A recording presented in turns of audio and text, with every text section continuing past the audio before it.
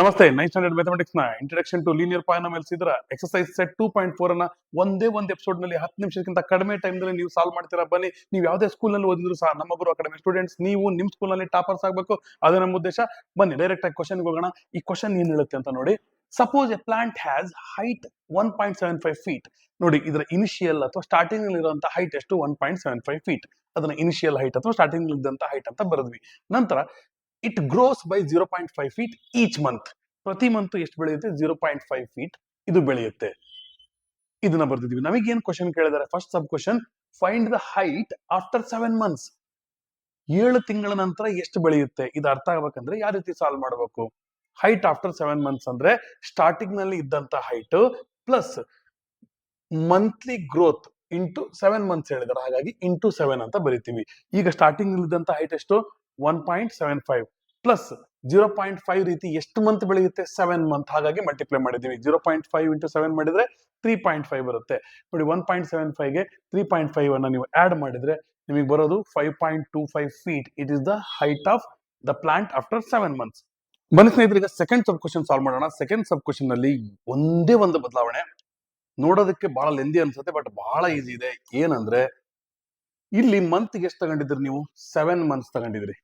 ಇದೇ same to same equation ಅಲ್ಲಿ ಇದನ್ನೇ ಬರೀತೀರಿ. ಫಸ್ಟ್ ಇದನ್ನ 0 ಮಂತ್ಸ್ ಅಂತ ಕ್ಯಾಲ್ಕುಲೇಟ್ ಮಾಡಿ ಬರೆಯೋದು. ನಂತರ ಇಲ್ಲಿ 1 ಮಂತ್ ಗೆ ಎಷ್ಟಾಗುತ್ತೆ ಕ್ಯಾಲ್ಕುಲೇಟ್ ಮಾಡಿ ಬರೆಯೋದು. ನಂತರ 2 ಮಂತ್ ಗೆ, 3 ಮಂತ್ಸ್ ಗೆ, 4, 5, 6, 7, 8, 9, 10 ಮಂತ್ಸ್ ವರೆಗೂ ಈ ರೀತಿ ಕ್ಯಾಲ್ಕುಲೇಟ್ ಮಾಡಿ ನಂತರ ಏನ್ ಮಾಡಿ ಅದನ್ನೊಂದು ಟೇಬಲ್ ಮಾಡಿ ಬರೀರಿ ಅಂತ ಹೇಳಿದ್ದಾರೆ. ಅಷ್ಟು ಮಾಡಿದ್ರೆ ಮುಗಿತು. ಬನ್ನಿ, 0 ಮಂತ್ ಅಂದ್ರೆ ಏನು ಮಾಡೋದ್ ಬೇಕಾಗಿಲ್ಲ, ಯಾಕಂದ್ರೆ ಏನು ಹೈಟ್ ಹೆಚ್ಚಿಗೆ ಆಗಿರಲ್ಲ. 1.75 ನೇ ಬರಿತೀವಿ. ನಂತರ 1 ಮಂತ್ ಗೆ 0.5 ಇಂಟು 1, ಹಾಗಾಗಿ ಏನಾಗುತ್ತೆ? 0.5 ಇಂಟು 1 ಮಾಡಿದ್ರೆ 0.5 ನೇ 1.75 ಗೆ 0.5 ಆಡ್ ಮಾಡಿದ್ರೆ 2.25 ಫೀಟ್ ಆಯ್ತು. ನಂತರ 2 ಮಂತ್ ಗೆ ಎಷ್ಟಾಗುತ್ತೆ? 1.75 ಪ್ಲಸ್ 0.5 ಅಷ್ಟು ಎಷ್ಟು ಮಂತ್ ಗೆ? 2 ಮಂತ್ ಗೆ ಇಂಟು 2 ಮಾಡಿದ್ರೆ 0.5 ಇಂಟು 2 ಮಾಡಿದ್ರೆ 1. ನೋಡಿ, 1.75 ಮತ್ತೆ 1 ಆಡ್ ಮಾಡಿದ್ರೆ 2.75 ಬಂತು. ಅದೇ ರೀತಿ 3 ಮಂತ್ಸ್ ಗೆ ಅಂದ್ರೆ 1.75 ಪ್ಲಸ್ 0.5 ಇಂಟು 3 ಮಂತ್ಸ್, ಇದು 1.5 ಬರುತ್ತೆ. 1.75 1.5 ಆಡ್ ಮಾಡಿದ್ರೆ 3.25 ಬಂತು. ನಂತರ 1.75 ಗೆ 0.5 ಇಂಟು ಎಷ್ಟು ಮಂತ್ಸ್? 4 ಮಂತ್ಸ್ ನ ಆಡ್ ಮಾಡಬೇಕು. ಎಷ್ಟಾಗುತ್ತೆ? 1.75 ಪ್ಲಸ್ 2 ಆಡ್ ಮಾಡಿದ್ರೆ 3.75 ಫೀಟ್ ಆಯ್ತು. ನಂತರ 5th ಮಂತ್ ಗೆ ಏನಾಗುತ್ತೆ? ಅದೇ 1.75 ಪ್ಲಸ್ 0.5 ಇಂಟು 5 ಮಂತ್ಸ್, ಹಾಗಾಗಿ 1.75 ಪ್ಲಸ್ 2.5 ಎರಡನ್ನೂ ಆಡ್ ಮಾಡಿದ್ರೆ 4.25 ಬಂತು. ಅಲ್ಲಿ ಬರ್ದಿಲ್ಲ, ನೀವು ಬರ್ಕೊಳ್ಳಿ. 6 ಮಂತ್ ಗೆ 1.75 ಪ್ಲಸ್ 0.5 ಇಂಟು 6, 0.5 ಇಂಟು 6 ಮಾಡಿದ್ರೆ ಅಂದ್ರೆ 6 ನಲ್ಲಿ ಹಾಫ್ ಅಂತ 3 ಬರುತ್ತೆ. 1.75 ಪ್ಲಸ್ 3 ಆಡ್ ಮಾಡಿದ್ರೆ 4.75. ಅದೇ ರೀತಿ 7 ಮಂತ್ ಗೆ ಸ್ಟಾರ್ಟಿಂಗ್ ನಲ್ಲಿ ಇದ್ದಿದ್ದು 1.75 ಪ್ಲಸ್ 0.5 ರೀತಿ ಎಷ್ಟು ಬಂತು? 0.5 ಇಂಟು 7 ಮಲ್ಟಿಪ್ಲೈ ಮಾಡಿದ್ರೆ ನಮಗೆ ಬರೋದು 3.5. 3.5 ಮತ್ತು 1.75 ನ ಆಡ್ ಮಾಡಿದ್ರೆ 5.25 ಬರುತ್ತೆ. ನಂತರ 8 ಮಂತ್ ಗೆ ಎಷ್ಟಾಗುತ್ತೆ ಇದರ ಗ್ರೋತ್? ಫಸ್ಟ್ ಗೆ ಇನಿಷಿಯಲ್ ಗ್ರೋತ್ ಎಷ್ಟಿತ್ತು? 1.75 ಇತ್ತು. ಇದ್ರ ಜೊತೆಗೆ ನಾವೀಗ 0.5 ಇಂಟು 8 ಅಂದ್ರೆ 8 ನ ಹಾಫ್ ಎಷ್ಟು? 4. ಇವೆರಡನ್ನ ಆಡ್ ಮಾಡಿದ್ರೆ ಎಷ್ಟು ಬರುತ್ತೆ? 5.75 ಫೀಟ್ ಬರುತ್ತೆ. ಅದೇ 9 ಮಂತ್ಸ್ ಗೆ ಎಷ್ಟಾಗುತ್ತೆ? 1.75 ಸ್ಟಾರ್ಟಿಂಗ್ ಇದ್ದಿದ್ದು ಪ್ಲಸ್ 0.5 ರೀತಿ ಎಷ್ಟು ಮಂತ್ ಗೆ? 9 ಮಂತ್ ಗೆ, ಹಾಗಾಗಿ ಇಲ್ಲಿ ಮಲ್ಟಿಪ್ಲೈ ಮಾಡಿದೀವಿ. ಇದು ಎಷ್ಟು ಬಂತು? 4.5 ಬಂತು. ಇದಕ್ಕೆ 1.75 ನ ಆಡ್ ಮಾಡಿದ್ರೆ 6.25 ಬಂತು. ಅದೇ ರೀತಿ 10th ಮಂತ್ ಗೆ ನೋಡಿ ಸ್ನೇಹಿತರೆ, 1.75 ಸ್ಟಾರ್ಟಿಂಗ್ ನಲ್ಲಿ ಇದ್ದಿದ್ದು ಮತ್ತು 0.5 ರೀತಿ ಎಷ್ಟು ಮಂತು? 10 ತಿಂಗಳು, ಹಾಗಾಗಿ ನಾವ್ ಏನ್ ಮಾಡ್ತೀವಿ? ಇದನ್ನ ಮತ್ತೆ ಮಲ್ಟಿಪ್ಲೈ ಮಾಡಿದಾಗ ಇದು 5 ಬಂತು. ನೋಡಿ ಸ್ನೇಹಿತರೆ, 1.75 ಪ್ಲಸ್ 5 ಅನ್ನ ಆಡ್ ಮಾಡಿದ್ರೆ 6.75 ಫೀಟ್ ಬಂತು. ಈಗ ಇದನ್ನ ನಾನು ಟೇಬಲ್ ನಲ್ಲಿ ಬರ್ದಿದ್ದೀನಿ. ಇದೇ ನಿಮಗೆ ಕಡಿಮೆ ಮಾರ್ಕ್ಸ್ ಕೊಟ್ಟಿದ್ದಾರೆ, ನೀವು ಡೈರೆಕ್ಟ್ ಮಾಡಿದ್ರು ಮಾರ್ಕ್ಸ್ ಕೊಡ್ತಾರೆ. ಅಂದ್ರೆ ನೀವು ಪ್ರತಿ ಸ್ಟೆಪ್ಗೂ ಸಹ 0.5 ಅನ್ನ ಹಿಂದಿನಕ್ಕಿಂತ ಆಡ್ ಮಾಡ್ಕೊಂತ ಹೋಗಿ, ಅವಾಗೂ ಸಹ ಆನ್ಸರ್ ಬರುತ್ತೆ. ಆದರೆ ನಿಮಗೆ ಭಾಳ ಮಾರ್ಕ್ಸ್ ಕೊಟ್ಟಿದ್ರು ಅಂದ್ರೆ ಫುಲ್ ಡಿಟೇಲ್ ಆಗಿ ಮಾಡ್ಬೇಕಂದ್ರೆ ಈ ರೀತಿ ನಾನು ಮಾಡಿದ್ನಲ್ಲ ಆ ರೀತಿ ಮಾಡಿ. ಜೊತೆಗೆ ಎಷ್ಟರ ಮಟ್ಟಿಗೆ ಇದು ಇನ್ಕ್ರೀಸ್ ಆಗುತ್ತೆ ಅನ್ನೋದನ್ನ ತೋರಿಸಿ ಅಂದಿದ್ದಾರೆ. ಹಾಗಾಗಿ nth ಮಂತ್ ಗೆ ಅಂತ ತಗೊಂಡ್ರೆ ನಂಬರ್ ಆಫ್ ಮಂತ್ ನಾವು n ಅಂತ ಇಟ್ಕೊಂಡ್ರೆ 1.75 ಪ್ಲಸ್ 0.5 ಇಂಟು n ಅಂದ್ರೆ 0.5n ಅಷ್ಟೇ. ಇವೆರಡನ್ನೇ ಆಡ್ ಮಾಡಕ್ ಬರಲ್ಲ, ಯಾಕಂದ್ರೆ ಇಲ್ಲಿ ವೇರಿಯೇಬಲ್ ಇದೆ. ಇದು ಕಾನ್ಸ್ಟೆಂಟ್ ಕಂಪ್ಲೀಟ್ ಆಗಿ, ಹಾಗಾಗಿ ಆಡ್ ಮಾಡಕ್ ಬರಲ್ಲ. ಇಷ್ಟನ್ನೇ ಬಿಟ್ಟೆ. ಅರ್ಥ ಆಯ್ತಾ ಸ್ನೇಹಿತರೆ? ಥರ್ಡ್ ಸಬ್ ಕ್ವಶನ್ ಏನಿದು? Find N expression that relates h and t, height ಮತ್ತು ಟೈಮ್ ಅನ್ನ ರಿಲೇಟ್ ಮಾಡುವಂತ ಒಂದು ಎಕ್ಸ್ಪ್ರೆಷನ್ ಅನ್ನ ಮಾಡಿ. Express why it represents linear growth. ನೋಡಿ ಸ್ನೇಹಿತರೆ, ಎಕ್ಸ್ಪ್ರೆಷನ್ ಯಾವುದು? 1.75 ಪ್ಲಸ್ 0.5 t. ಇಲ್ಲಿ ಒಂದು ಸೆಂಟೆನ್ಸ್ ಅನ್ನ ನೀವು ಆಡ್ ಮಾಡ್ಕೊಳ್ಳಿ. ನಾನು ಇಲ್ಲಿ ಬರ್ದಿಲ್ಲ, ನೀವು ಬರೀರಿ. ಏನಂದ್ರೆ, here continuously plant is growing with equal height.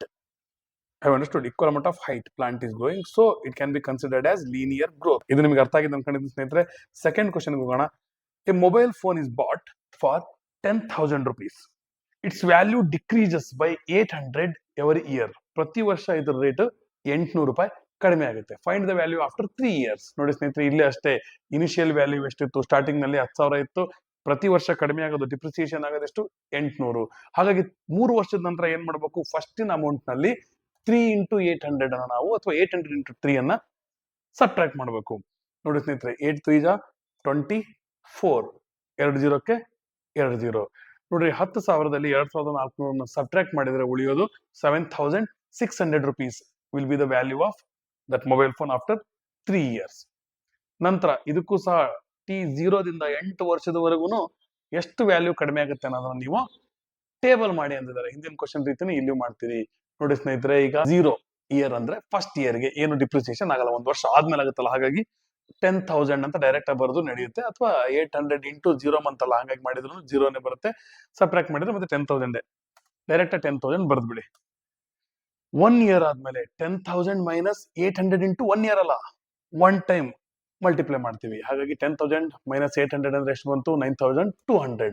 ಅದೇ ರೀತಿ 10,000 ಅನ್ನ 2 ವರ್ಷದ ಮೇಲೆ ಎಷ್ಟು ದುಡ್ಡನ್ನ ಇದು ಕಳ್ಕೊಳ್ಳುತ್ತೆ, ಅಥವಾ ಇದರ ವ್ಯಾಲ್ಯೂ ಕಡಿಮೆ ಆಗುತ್ತೆ ಅಂದ್ರೆ 800 into 2 ಮಾಡಬೇಕು. ಯಾಕೆ? 800 into 2 ಮಾಡಿದಾಗ ಇದರ ವ್ಯಾಲ್ಯೂ ಎಷ್ಟು ಕಡಿಮೆ ಆಗಿದೆ ಅಂತ ನಮಗೆ ಗೊತ್ತಾಗುತ್ತೆ. ಯಾಕಂದ್ರೆ 2 ವರ್ಷಕ್ಕೆ 800 into 2 ಅಂದ್ರೆ 1,600 rupees ಕಡಿಮೆ ಆಗುತ್ತೆ. 10,000 ನಲ್ಲಿ 1,600 ಅನ್ನ ಸಬ್ಟ್ರಾಕ್ಟ್ ಮಾಡಿದ್ರೆ 8,400 ಬಂತು. ಅದೇ ರೀತಿ 3 ವರ್ಷಕ್ಕೆ ಏನಾಗುತ್ತೆ? 10,000 minus 800 into 3 ವರ್ಷ, 3 years into 3 ಮಾಡಿದೆ. 8 3 24 ಆಲ್ರೆಡಿ ಮಾಡಿದ್ರಿ, ಹಿಂದಿನ ಸ್ಲೈಡ್ ನಲ್ಲಿ ತೋರಿಸಿದ್ದೆ. 7,600 ಬಂದಿತ್ತು. ಇದೇ ರೀತಿ 4th yearಗೆ 10,000 minus 800 into 4 yearsಗೆ 8 4 32, 2 0ಕ್ಕೆ 2 0. 10,000 ಅಲ್ಲಿ 3,200 ಅನ್ನ ಸಬ್ಟ್ರಾಕ್ಟ್ ಮಾಡಿದ್ರೆ ಬರೋದು 6,800. ಈಗ 5 ವರ್ಷಕ್ಕೂ ಅದೇ 10,000 minus 800 into 5, 8 5 40, 2 0ಕ್ಕೆ 2 0. 10,000ದಲ್ಲಿ 4,000 ನೀವು ಸಬ್ಟ್ರಾಕ್ಟ್ ಮಾಡಿದ್ರೆ you are going to get 6,000 after 6 years.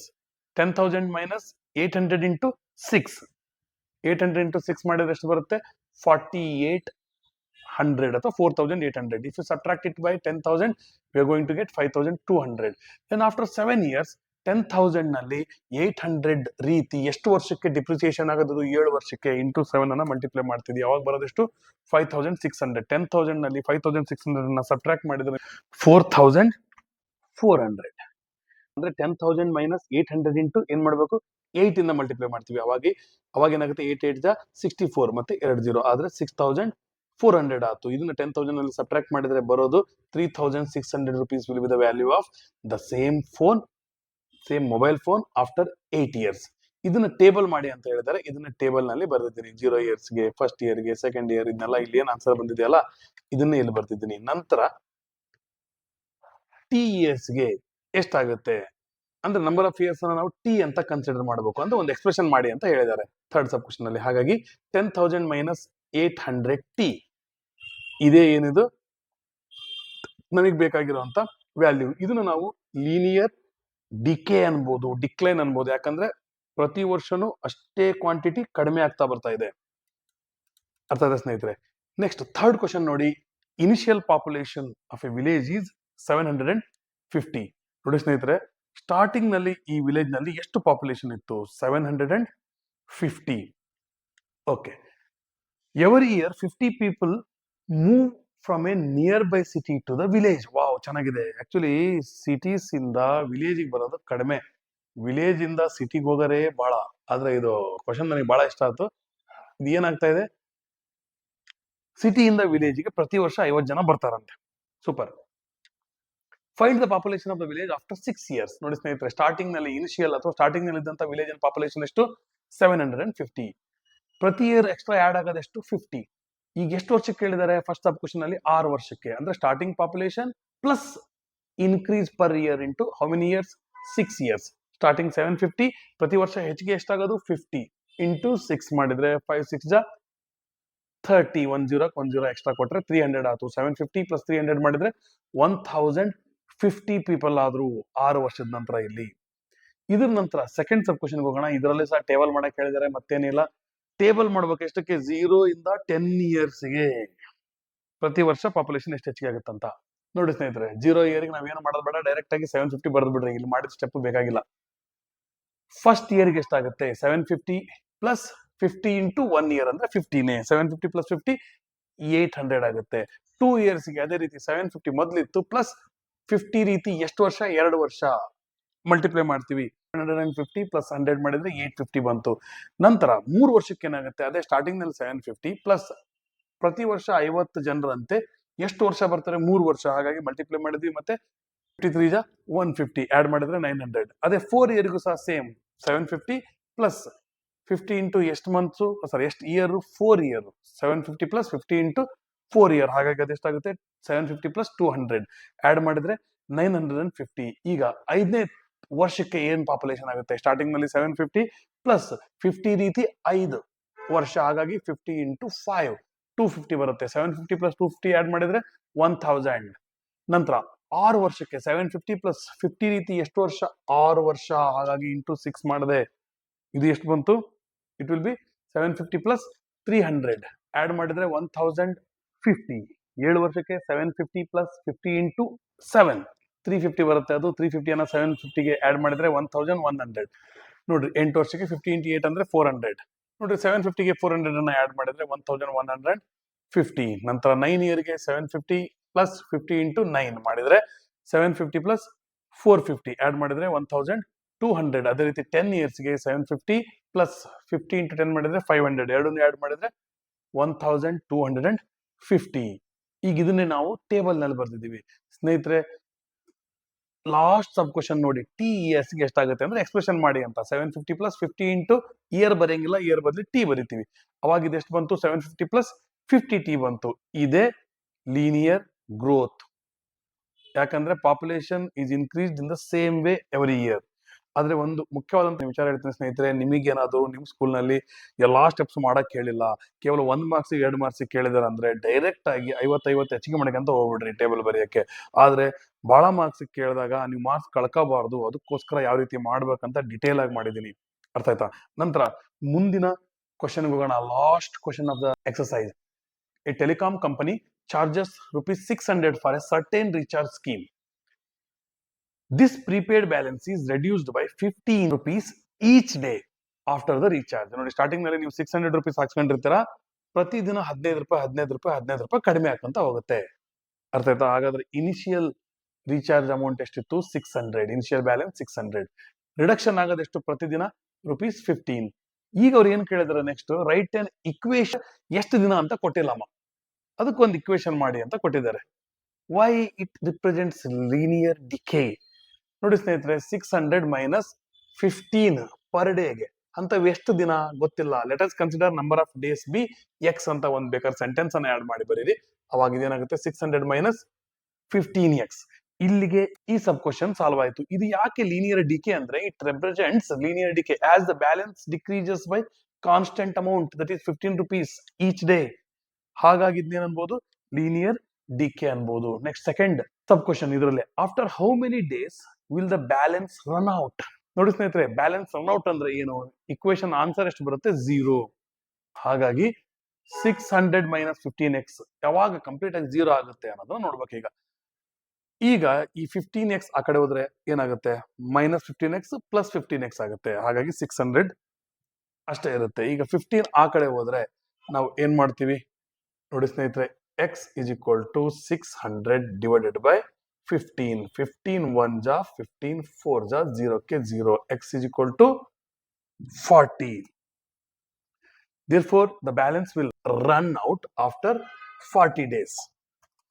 ಇದರ ನಂತರ last sub question, make A table of values for x varying from 1 to 10 days and show how the balance b of x reduces with time. ಮತ್ತೆ table ಮಾಡಕ್ ಹೇಳಿದ್ದಾರೆ. Already table ಮಾಡೋದನ್ನ ಕಲ್ತಿದ್ದೀರಾ. ಇಲ್ಲಿ formula ಏನು, 600 minus 15 into X ಹೌದಲ್ಲ. 1 ಡೇಗೆ ಏನಾಗುತ್ತೆ, 600 minus 15 into 1 ಅಂದ್ರೆ 15. 600 ಅಲ್ಲಿ 15 ಅನ್ನು ನೀವು ಸಬ್ಟ್ರಾಕ್ಟ್ ಮಾಡಿದ್ರೆ ಎಷ್ಟು ಬಂತು, 585 ಬಂತು. 2 ಡೇಸ್ಗೆ 600 ಮೈನಸ್ 15 ಇಂಟು 2, 30 ಅನ್ನ ಸಬ್ಟ್ರಾಕ್ಟ್ ಮಾಡ್ತೀವಿ, 570 ಬಂತು. 3 ಡೇಸ್ಗೆ 600 ಮೈನಸ್ 15 ಇಂಟು 3 ಡೇಸ್ಗೆ, ಹಾಗಾಗಿ 15 3 ಜಾ 45 ಸಬ್ಟ್ರಾಕ್ಟ್ ಮಾಡಿದ್ರೆ ಎಷ್ಟು ಬರುತ್ತೆ? Lucky number 555355. ನಂತರ 4 ಡೇಸ್ಗೆ 600 ಮೈನಸ್ 15 ಇಂಟು 4 60. 600 ಅಲ್ಲಿ 60 ಅನ್ನು ಸಬ್ಟ್ರಾಕ್ಟ್ ಮಾಡಿ ಮತ್ತೆ 0 ಬರಿಬೇಡ್ರಿ sir. 6 cancel sir, 0 cancel sir ಅಂತ ಮಾಡ್ಬೇಡ್ರಿ. 600 ಅಲ್ಲಿ 60 ಸಬ್ಟ್ರಾಕ್ಟ್ ಮಾಡಿದ್ರೆ ನಮಗೆ ಬರೋದೆಷ್ಟು? 540. ಅರ್ಥದ ಸ್ನೇಹಿತರೆ, ಟೇಬಲ್ ಅರ್ಜೆಂಟ್ ನಲ್ಲಿ ಬಂತು, ಏನೋ ಅವಸರದಾಗಿದ್ದಂಗಿದೆ, ಬೇಜಾರಾಗ್ಬೇಡ್ರಿ. 5 ಡೇಸ್ ಆದ್ಮೇಲೆ 600 ಮೈನಸ್ 15 ಇಂಟು 5 15 5 ಎಷ್ಟು? 75. ಸಬ್ಟ್ರಾಕ್ಟ್ ಮಾಡಿದ್ರೆ ಎಷ್ಟು ಬಂತು? 525 ಬಂತು. 6 ಡೇಸ್ಗೆ 600 ಮೈನಸ್ 15 ಇಂಟು 6 15 6 ಎಷ್ಟು? 90. 600 ಅಲ್ಲಿ 90 ಅನ್ನ ಸಬ್ಟ್ರಾಕ್ಟ್ ಮಾಡಿದ್ರೆ ಉಳಿದಿದ್ದು 510. ಅದೇ ರೀತಿ 7 ಡೇಸ್ಗೆ 600 ಮೈನಸ್ 15 ಇಂಟು 7 ಮಲ್ಟಿಪ್ಲೈ ಮಾಡಿದ್ರೆ ಎಷ್ಟು ಬಂತು? 105 ಅನ್ನ ನಾವು 600 ಇಂದ ಸಬ್ಟ್ರಾಕ್ಟ್ ಮಾಡಬೇಕಾಯ್ತು. ಹಾಗಾಗಿ ಸಬ್ಟ್ರಾಕ್ಟ್ ಮಾಡಿದ್ರೆ ಉಳಿದಿದ್ದು 495. ಅದೇ ರೀತಿ 8 ಡೇಸ್ಗೆ 600 ಮೈನಸ್ 15 ಇಂಟು 8 15 8 ಎಷ್ಟು? 120. 600 ಅಲ್ಲಿ 120 ಅನ್ನ ಸಬ್ಟ್ರಾಕ್ಟ್ ಮಾಡಿದ್ರೆ 480 ಬಂತು. ಅದೇ ರೀತಿ 9 ಡೇಸ್ಗೆ 600 ಮೈನಸ್ 15 ಇಂಟು 9 ಮಾಡಿದ್ರೆ 135. 59 135 ಸಬ್ಟ್ರಾಕ್ಟ್ ಮಾಡಿದ್ರೆ ಎಷ್ಟು ಬಂತು? 600 ಅಲ್ಲಿ ಇದನ್ನ 600 ನಲ್ಲಿ ಸಬ್ಟ್ರಾಕ್ಟ್ ಮಾಡಿದ್ರೆ 465 ಬಂತು. ನಂತರ 10 ಡೇಸ್ಗೆ 600 ಮೈನಸ್ 15 ಇಂಟು 10 ಮಾಡಿದ್ರೆ 150 ಸಬ್ಟ್ರಾಕ್ಟ್ ಮಾಡಿದ್ರೆ ಉಳಿದಿದ್ದು 450. ಇದನ್ನ ಟೇಬಲ್ ನಲ್ಲೂ ಸಹ ಬರ್ದಿದೀವಿ. ಜೊತೆಗಿದು ಲೀನಿಯರ್ ಡಿಕೆ, ಯಾಕಂದ್ರೆ equal amount of money is decreasing after each stage ಅಥವಾ ಆಫ್ಟರ್ ಈಚ್ ಡೇ. ಇದು ನಿಮಗೆ ಅರ್ಥ ಆಗಿದೆ ಅನ್ಕೊಂಡಿದ್ದೀನಿ ಸ್ನೇಹಿತರೆ. ಮುಂದಿನ ಎಪಿಸೋಡ್ ನಲ್ಲಿ ಮುಂದಿನ ಎಕ್ಸರ್ಸೈಸ್ ಅನ್ನ ಕಂಪ್ಲೀಟ್ ಆಗಿ ಇದೇ ರೀತಿ ಸಾಲ್ವ್ ಮಾಡೋದನ್ನ ಕಲಿಯೋಣ. ಇಲ್ಲಿವರೆಗೂ ನೋಡಿದಕ್ಕೆ ಧನ್ಯವಾದಗಳು. Take care, all the best.